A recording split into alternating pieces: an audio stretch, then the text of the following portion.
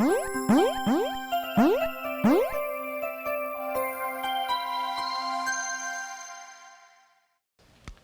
thanks everybody for coming to our focus group panel called Moms Got Game.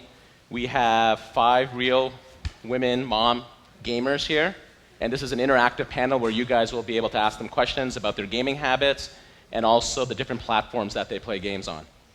I have some intro slides here. I'll go through these real quick. As a lot of us probably know, the main demographic who are playing casual games are women, 35 plus in age. Over half of Facebook's 750 million users play games, and every other check-in for Facebook is for a social game. At King.com, we've seen lots of growth on Facebook this year. We've ported over a lot of our casual game titles onto Facebook, and we have 13 million monthly unique users, and 75% of those are women.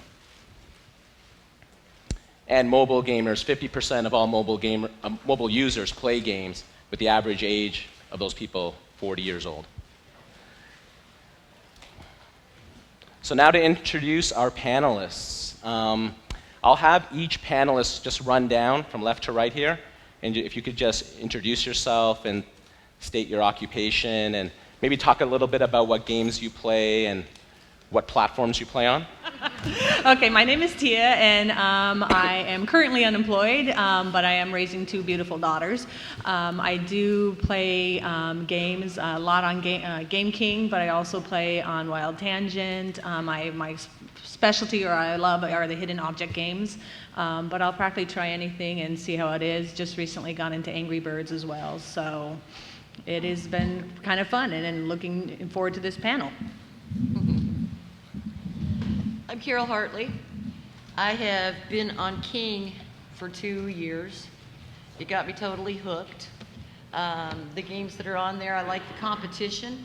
I like the fact that we can talk with our competition, or we can ignore talking to our competition if they're a little too much.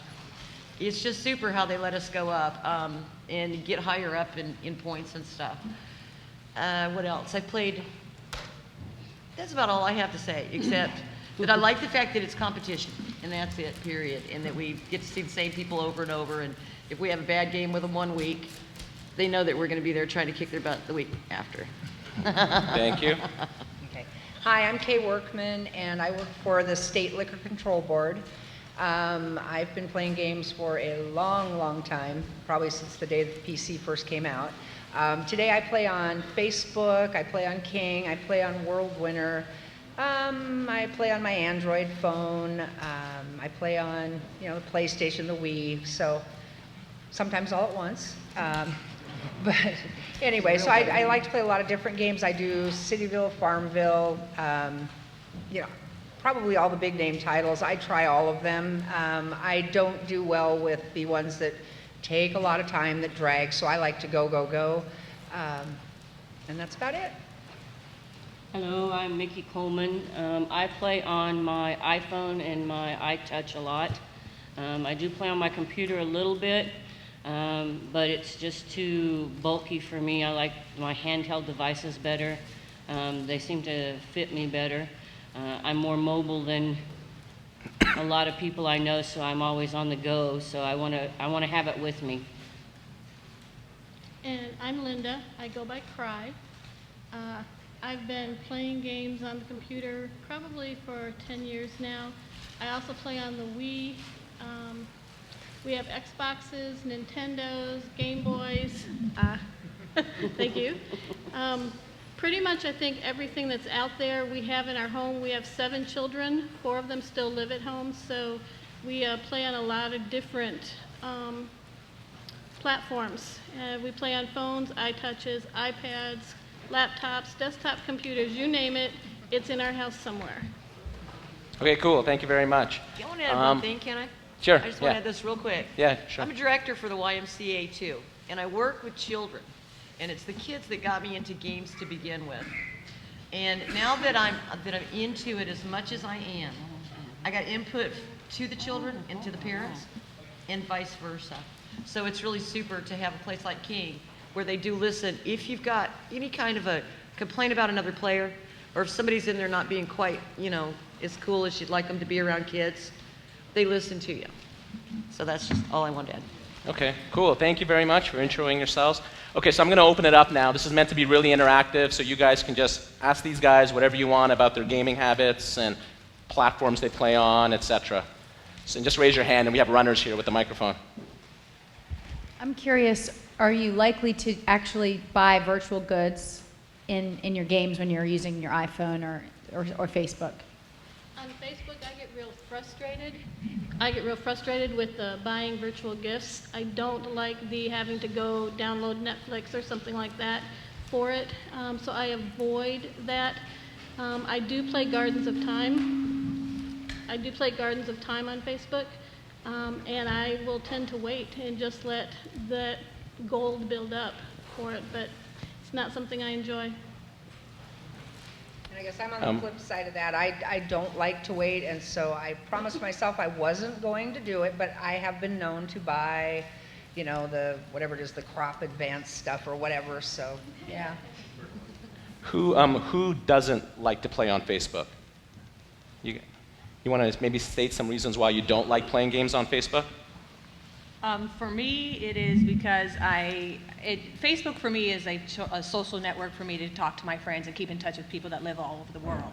It's not a place to go play, and I get really tired of these, you know, so-and-so has requested you to give them a hoe for Farmville or something like that, and it's just, to me, it's not what Facebook is for. I do like going to gaming sites through Facebook, but the whole social network on the Facebook for the games is just something that I think, for me, as my daughter was telling me, is that, you know, you kind of like hope that when you see a message from your friend, it's something exciting, and knowing that they want a new carrot or something, it's just not really fun.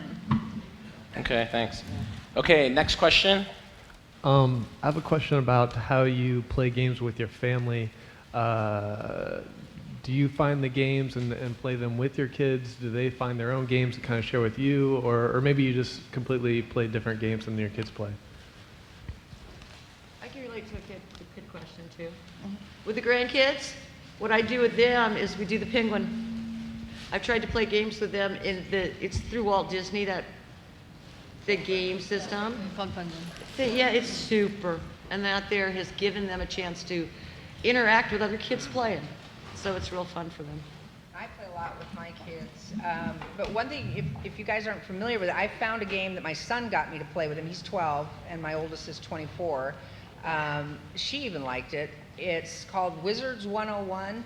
Absolutely the most phenomenal game for parents to play with their children. Kids can play it alone. Even adults could play it alone. It's perfect. It's like World of Warcraft sort of made so that you can let your kid play it. There's no language, there's no this, there's no that, but it's all the fun of the other stuff. So, yeah. I think in part, also in answering your question, is that with our family, we have an 18-year-old that lives at home, and even he is not allowed to buy a game without talking it over with us.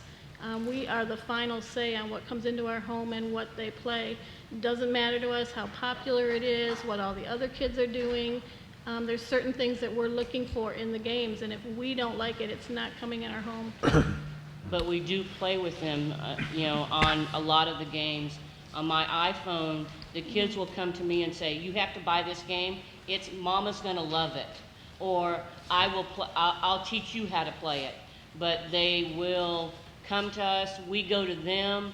It's a platform that we use to keep the lines of communication very open in our family.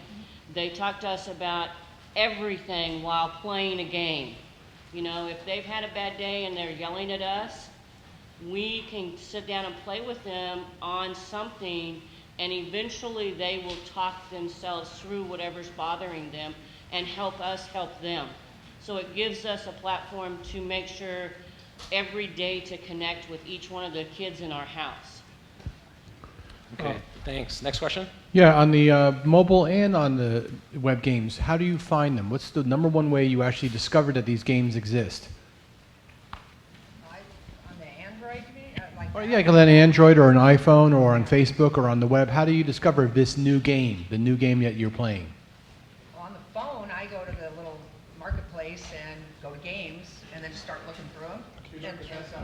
Yeah. For me, online, I do a lot of it is advertisement. I'll see, I was a King.com gamer for a while, and then I stopped and totally forgot that I did King, and then I saw that they had this great deal about, pay so much and you get $30 free. So I figured, what the heck, and I played some of their games and stuff like that. So it's advertising that kind of gets me, and it gets me into checking out the gaming site and then playing the game that they're advertising and then trying other things as well. And I go look and find them. I sit up and, when the kids are out of our site and stuff or whatever, they're on their own, I go look for games that, okay, will my 12-year-old or my 13-year-old, will she enjoy playing this, and will it get her talking more to me? Or can she learn something from this game that we want to teach her and reinforce the family values that we have? Or is it just going to be a game that she can lose herself in? I have several of those that she just loses herself, and that's okay. Let her de-stress. Where do you look for it at? On my iTouch, it's all through Apple. I go there and just go to their search and look, or that comes up, this game, you bought this game, so this one, you might like this one too. And that may send me down to 5 or 6 different ones. On Facebook, it's sidebar advertisements for me, though. It's Yeah. sidebar, not in front of us, sidebar. Okay, thank you. Out of- Next question. Are there any games that you've found to be fun with your husbands? Video games, I mean? For me, with my husband, we totally have different taste. He's a metalhead and a chief in the Navy and a roadster dude. But my daughter and him play the Civ games, and they have competitions who can conquer the world the fastest. The games that I play, he thinks they're silly, but he does enjoy some of the more games that you have to think more about. I don't like those. I like to go fast, turn left, and play NASCAR with my family.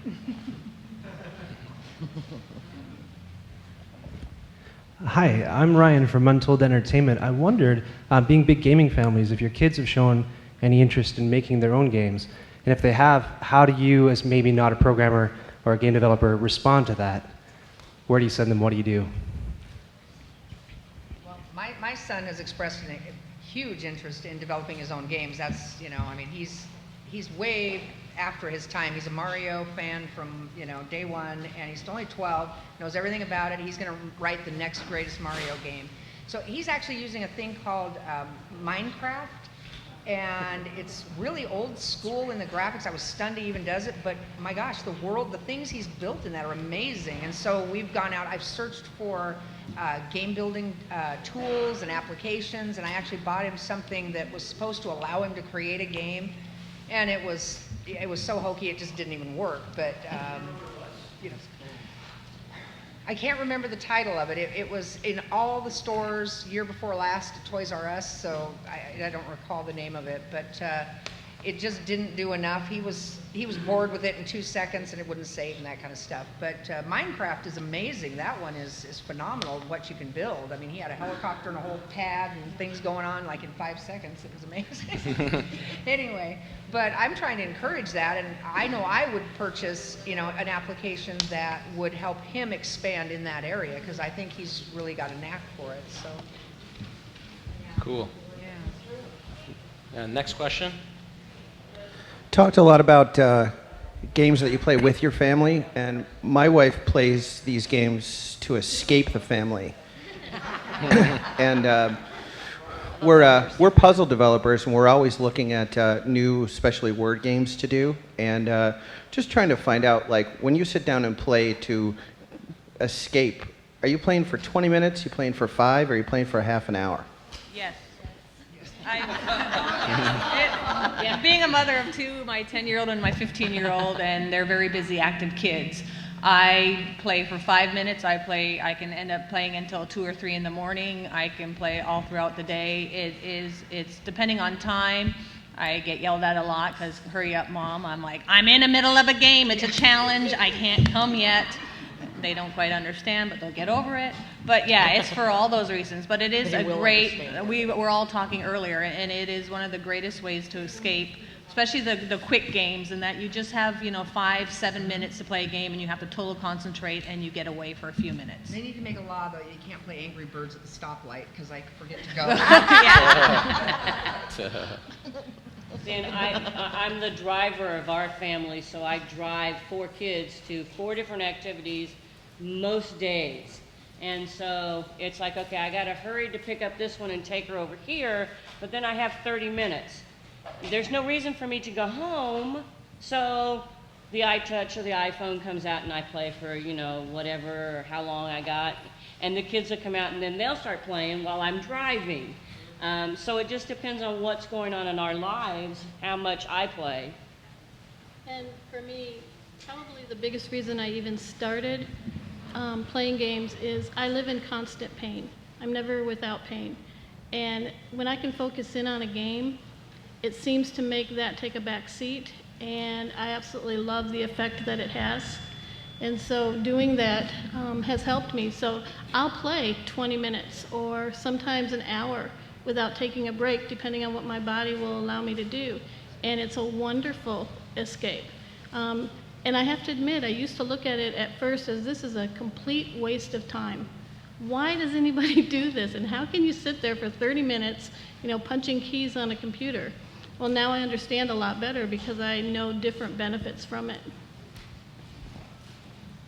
Hi, so I have 2 questions. One is, I'm right here.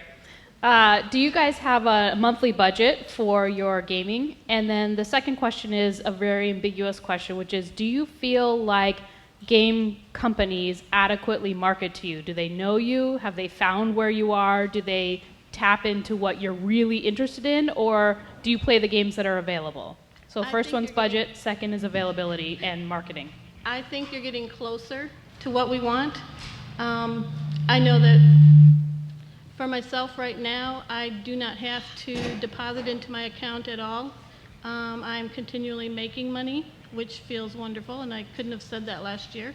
And I don't remember the last time I deposited, so there is not a budget there. As far as for what I want in a game, I'm seeing less of the let's blow up the world, which most of us don't want, and more of let's take that 10 minutes and escape, or let's, you know, find those hidden objects and go through the storyline with it or whatever. You're getting closer. I should have a budget, but I don't. Don't tell my husband, anybody in here. You be quiet. But no, I try to be as, you know, don't spend too much. I mean, with today's finances and being out of work, it's kind of hard. But it's you know, $20 to $30, $40 a month, sometimes more, depending on how much I lose. But it's also, I think the games are getting better. I personally prefer the fantasy games, the vampire games, the ones that are set in the 20s or something like that, because it's not reality.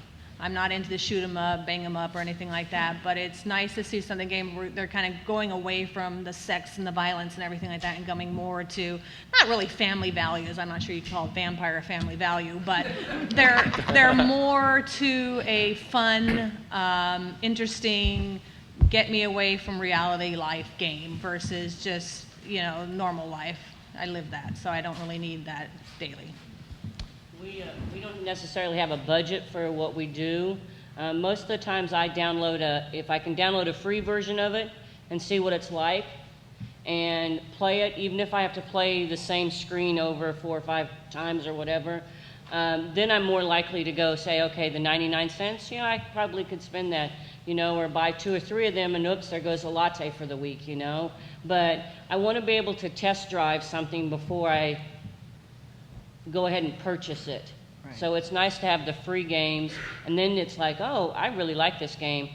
Yeah, the $2.99, yeah, I could probably afford that this week, you know. And so it just depends on if I can get a free, I want the free first.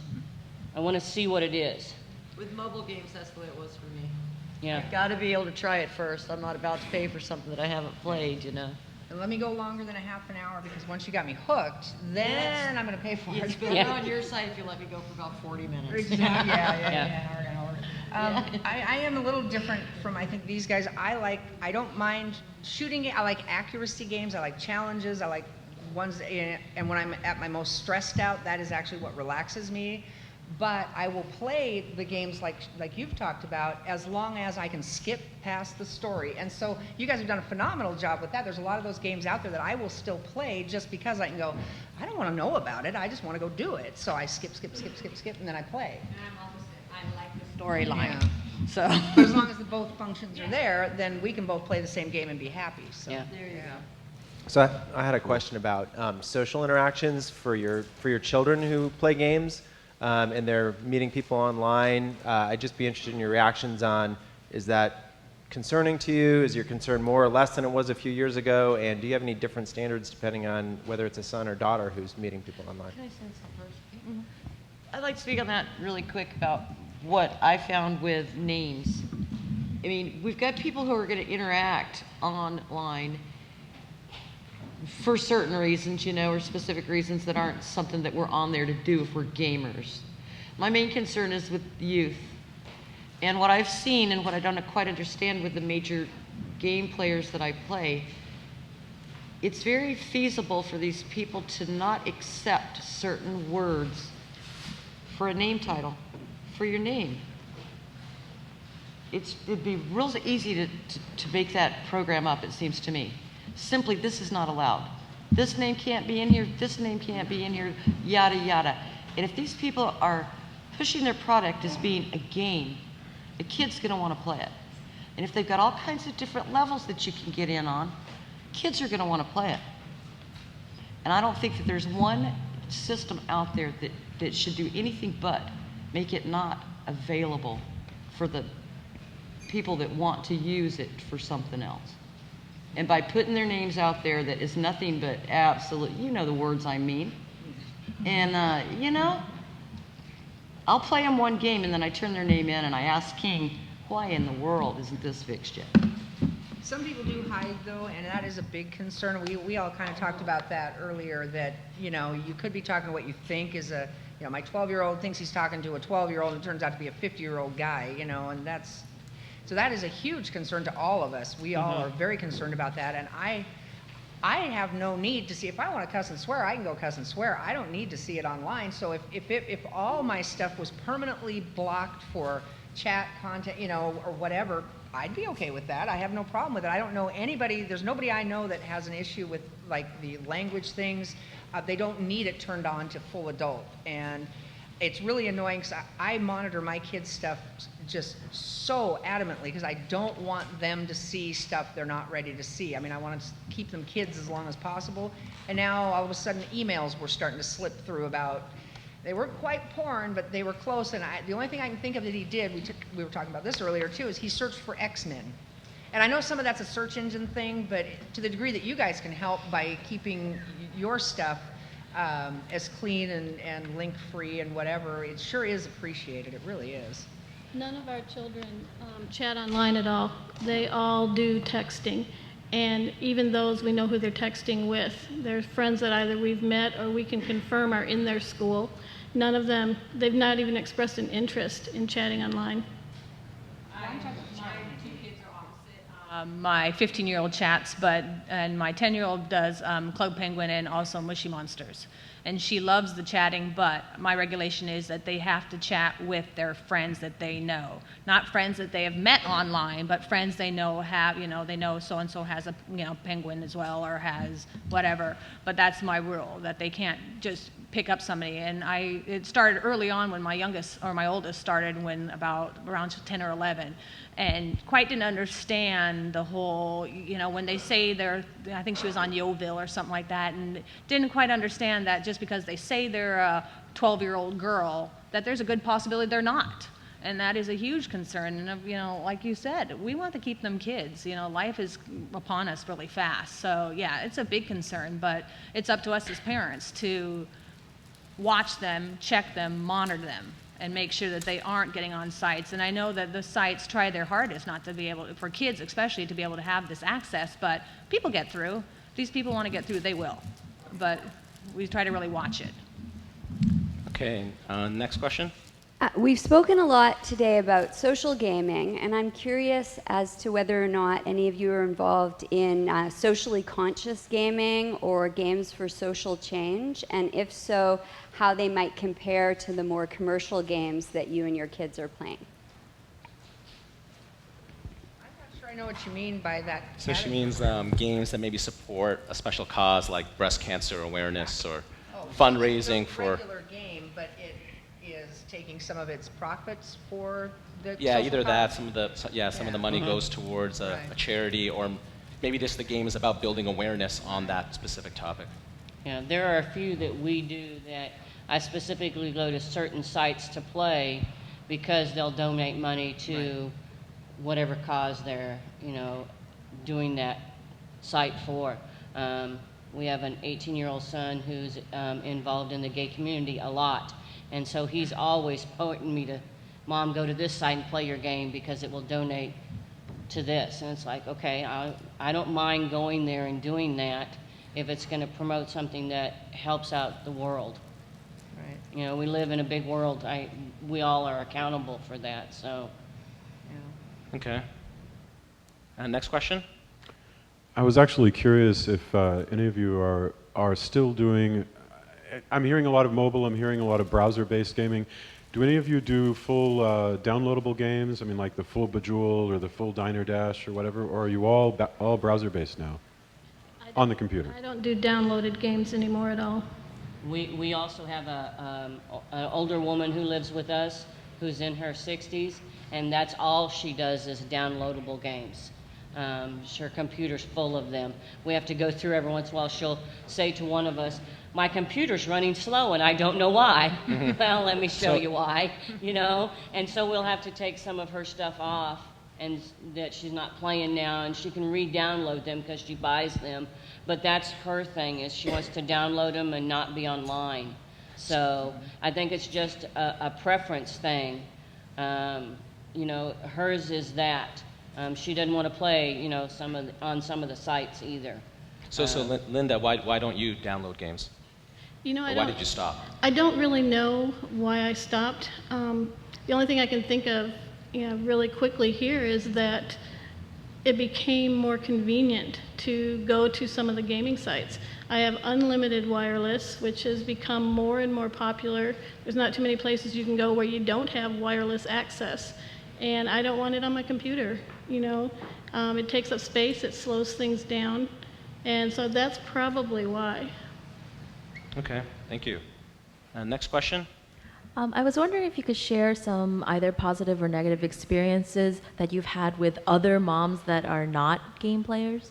Oh my gosh. we do still very much get the, you do what?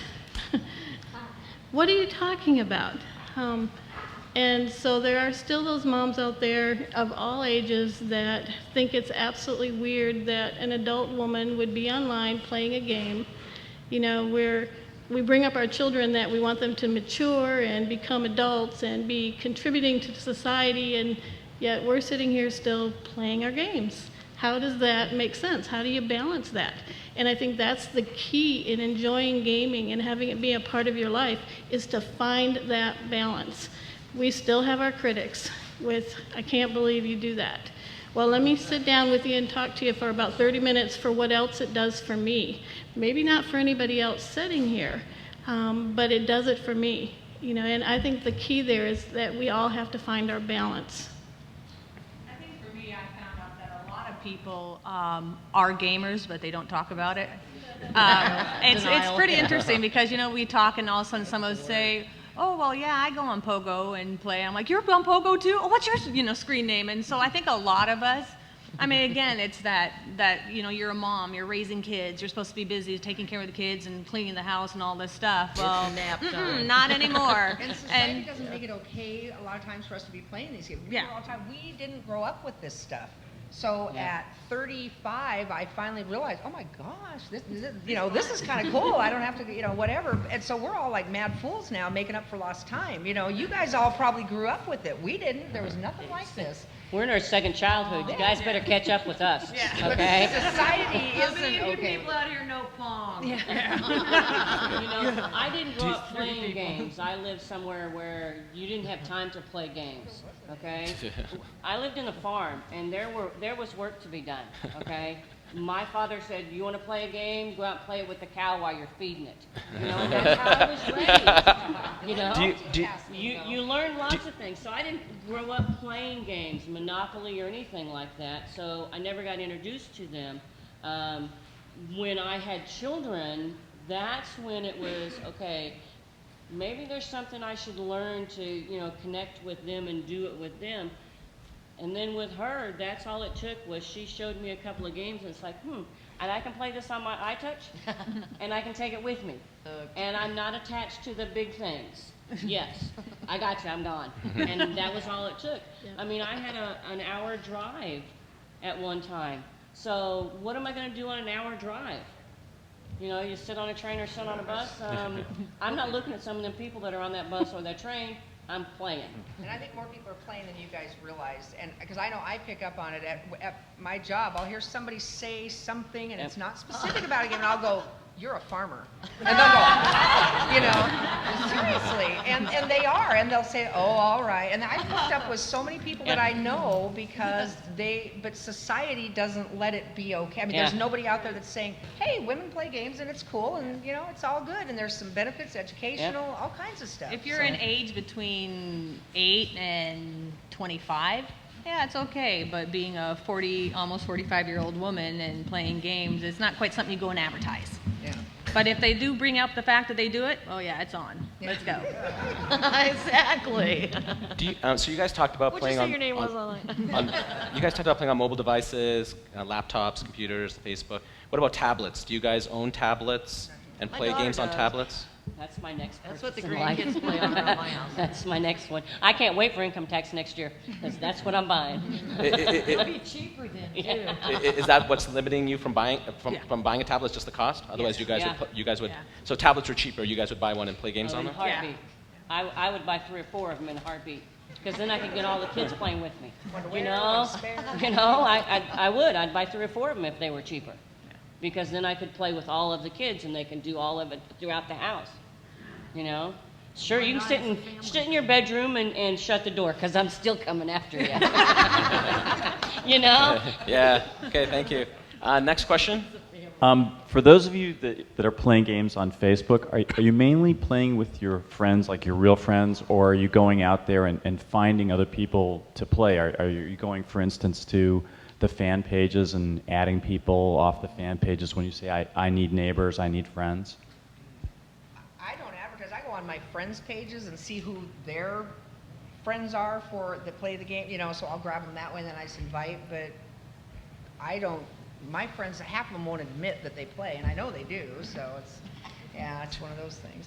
I would never advertise for friends, though, on those fan sites, but I'd probably pick up some people from there. I don't play on Facebook. Well, I do something play on Facebook, and 3 months ago, I think, is the first time that I actually went to a fan page and to look at it, because I wanted neighbors. I had just started playing Gardens of Time, and in less than 24 hours, I had over 45 people with, okay, I'll be your neighbor. And it's like, whoa, wait a minute. This is overwhelming to me. I just wanted a couple. And so I have done that once, but with anything else that I've played, it's just been people I know. Okay. Next question out there. Here. Talking about story, we just heard that stories are often being skipped. Is it because how the stories are being told, or is it the story anyway? So are you interested in story or not?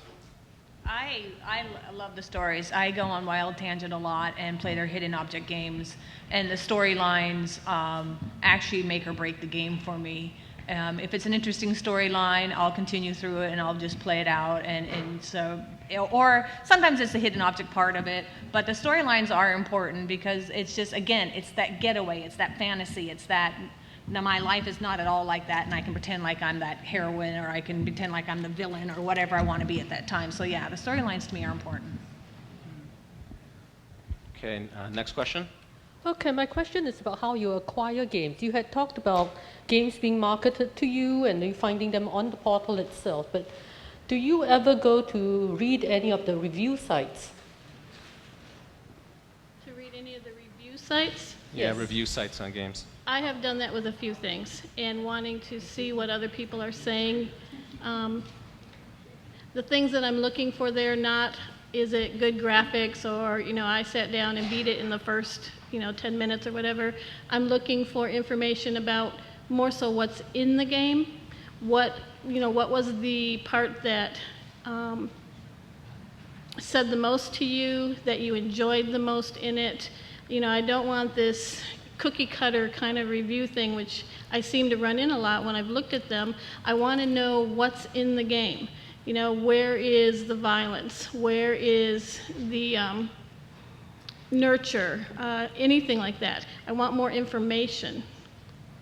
I think we're all smart enough to know, though, I throw out 90% of the reviews because a lot of times they're downing the game or something, and that I always assume that it's probably some idiot that can't put 2 and 2 together, and so they couldn't figure out how to play the game. But what I look for is, I kind of go to a middle level of reviews and look for consistency. If somebody's talking about content, was it the same kind of discussion about content? And that may prompt me to go see it. But if they say, oh, I hate this game because they're all losers, well, that isn't even a review. So, I've played low-rated games, absolutely no problem, and loved them just because I was smart enough to throw out the negative reviews. Yeah. There's a couple sites that I go to read and to see what people are saying, simply because I want to know what some of the content is, but I don't necessarily go by what they're telling me because their gaming is probably much better than mine and they do it more. So I don't, it's like comparing an apple to an orange. I want to be able to go to the game and do it and see if it's going to work for me or one of my children. I don't necessarily listen to everybody else because if I did, half the games I have on my iPhone wouldn't be there. They tell me, no, don't do this, I do go look if someone has bought the game, like on my iPhone, and they say they're having a problem with it, then I read down and see if they've had more than 1 or 2 problems with that game. Then I may not buy that day. I'll go back and see if they've fixed the problem. Then I may go download it. But it depends on if there's problems or not. In the app stores, they have those star ratings, like 4 out of 5 or like 3 out of 5.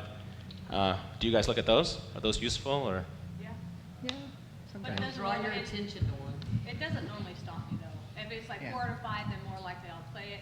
But if it's 3 or 2, sometimes I think, they don't know what they're talking about. I still look at them. Yeah, the 4 and the 5-star ones, I just go, oh, okay, that's probably pretty cool. But I always look at all of them. Just Yeah, to see what's it's like the hotel rating. It's just a matter of opinion. Yeah. And what happened to you that day. Yeah. You may, you may have a bad day and not like that game and think, it's worthless. I don't want to ever do it again. But you could come back 6 months later and play it again and enjoy that. But you've already given it a horrible score. So, I try not to rate them on one experience. If I did, I wouldn't be doing a whole lot of things in my life. Okay, next question. Hi, I was wondering if you seek out games with educational content for your children, and when you make those suggestions to your kids, how do they react? You don't tell them. You don't tell them, exactly. If it's got, hopefully it does have some educational content, especially for my 10-year-old. But I definitely, it's not the focus of why I want them to play that game. Because if I mention the word education, especially during the summer, I'm on break, Mom. It's like the ravioli commercial with the 2 vegetable servings where they're beating on the pans to keep the kids from hearing it. See, and I search out the educational things because I can navigate them into that sometimes. Or I buy the navigational, or I buy the ones, and when I go see my granddaughter, sit and play with her, The bubble pop one was her fantasy on the airplane with Grandma. We got to play bubble pop for forever. But she loved it, and it kept her quiet on an airplane. So, I do it. It just depends on what I want them to learn at that moment. I found one last night for French, and I thought, ooh, this would be good for Timothy. I could get it for him and put it on and let him play with that too. So, it just depends on, what kids doing what if I want to buy it for them or not. But if the advertising the kids see says anything remotely close to educational, forget getting them to play it. So. Yeah. Okay, thank you. Next question. Do any of you or your kids play dress-up games? Yes. And what do you think about them versus more like goal-oriented games? I don't particularly like the dress-up games because normally the ones that my daughters play, they always have the girly girls and stuff like that, and they don't realistically, like, I'd like to see more of, women as doctors and stuff like that. A lot of times they're just, put on the pretty pair of pumps and the different skirts. And now, granted, my 10-year-old loves them. She thinks they're so fun, and she wants me to look at all these outfits that she has created. But I would prefer it to be a little bit more broad in the outfits that they can choose besides the little skimpy shirts and stuff like that. Yeah, and the size of the women would be nice. When I gave birth to my 13-year-old, I said I would never buy her a Barbie because it's not realistic. She's not going to look like Barbie, okay? Look at me. She's not going to look like Barbie. I don't care. Her genes are not going to have that. So why set her up for that failure? So when we picked games for her to be able to play dress up, I went and looked. Do they have different sized women? Do they have different colored women? Do they have different nationalities? Do they get to dress up in their homeland colors too? What kind of stuff does she get to do? If it's the pretty pumps and stuff, forget it, she won't do it. But if you can get her to go to another country and dress the young lady, That's education. Yeah. see, but she doesn't see that yet, and that's okay. Thank you. Next question. Yeah, here. So brand advertisers generally spend 99% of their dollars advertising on TV. So you get all this content for free on TV. Has gameplay reduced your TV time? And would you like to see brand advertisers come into the gaming market and maybe defray the cost of some of those $1.99, $2.99? You're paying attention to the games. They can show ads in a non-obtrusive way. Would that be welcome by you, and would it influence your buying behavior? I don't watch TV anymore. I mean, I very rarely. The two things I do is game and Netflix. And I've switched it over from getting DVDs going to streaming only because they're a huge 60% jump in price. But I don't do TV at all. The only thing is like, I know when you go on a wild tangent and you play a game, there's usually an advertisement before you can get into the game. That's fine, but it's very frustrating when you purchase a game or you're paying wild coins for it or whatever you're doing, and you have this advertisement and they want you to click here and click there, and it takes you away from your game when you're kind of trying to escape all that. So, I mean, yeah, I can understand the advertising part if they could make it a easy link or something like that, they always say it won't interrupt your gaming, but it always does. Well, actually on King, it opens a different screen. Yeah. And only like maybe, I could probably count maybe 2 times, that there's been an ad while I've been playing a game that I've been interested in. And I was really tickled that it didn't do anything to my game. That I could click it, it opened up a box I could go look at later after I was finished winning. But that's just the way, I think that it all should do. But what you experienced was it took you all over? Yeah, at times it will take you, you go to this one window, then you go into this window, and I have to admit that I am a sucker in that when they say you can win this free, I'm definitely going to try to win that. Then you go about 8 pages in, then you close it out. The old bait and switch yeah. stuff. But no, Here, let's pass this address on to others. I think TV is becoming more and more a moot point for a lot of people. Speaking of moot, that's all I do is hit the mute button. Yeah. But it's not gaming. I consciously do not watch TV. I cut out my cable thing, and a lot of people I know are doing that. We're just getting rid of it. I'm not going to pay them all that money. Anyway, but it's not gaming that's taking up my time. It's just I am not going to pay for the crap they deliver on TV. So. What about like in-game branded virtual goods? So buying like a McDonald's hamburger in Farmville or wherever in that game. Does that make you want to buy it more because it's a branded virtual good as opposed to a non-branded virtual good? Well, I have to admit, I had the, whatever it was, McDonald's game. It was like a big hot air balloon or something. Oh my God, I forget what it was. I think that's what it was. But so many of my friends missed out on it. I could have cared less, but I was amazed how many people came to me and said, oh my God, I wish Farmville would let you give that to me. I want that McDonald's, whatever it was. And so not to me personally, but people my age, oh, they were thrilled. So I don't know where that comes from, but it was important to them. Okay, next question. I'm just kind of curious, are there any other like social communities that you kind of interact with on forums? Maybe not necessarily gaming, but maybe parenting forums or other places that you've kind of connected with other women, moms, or same kind of thing? Like, do you have any particular sites that you visit and post on? I do. Because of some of the physical things wrong with me, there are a couple sites that I go to of other people going through the same things. And I post and talk with people there, get advice, and give it as well. So in that way, I do social interaction outside of gaming. I do. I was very active on some of the hospice websites. My mother passed away last year, and she was 94, and I was responsible for her care in her home for 2 years leading up to that. So I was very active on all those boards, and I've kind of drifted away from them a bit now. But I try to get active on boards, to blog. I love to write, so. Yeah. Okay. Thank you. Next question. So when you're playing the games and you're looking for your gaming experience, do you prefer a competitive, collaborative experience when you're playing with your friends, or are you playing for the purely social aspect of chatting and interacting with them and whatnot? Them. I want to We win. It's a challenge Kick to try serious to, butt. yeah, exactly. When I do King and stuff like that, I want to win. But then when you play Wild Tangent and the hidden object games, you're not playing against anybody. You're playing against yourself. Sometimes you can play against the clock. Sometimes you can, make it a harder, more expertise level and stuff like that. But it's a little bit of both. Sometimes on some of the sites, it's for completely like, can I beat this person? And I didn't. But then other times there's like, I don't want that pressure, because sometimes you can get really consumed with that. Oh, I'm going to beat this person. I'm just going to do it, and you don't. And that's alone time that when that comes out, not when the kids are around. Right. My son thinks I'm just so wishy-washy and whatever. So it depends on my mood. Okay. And next question. Hi, I have a question for those who play games on iPhone and iPod touches.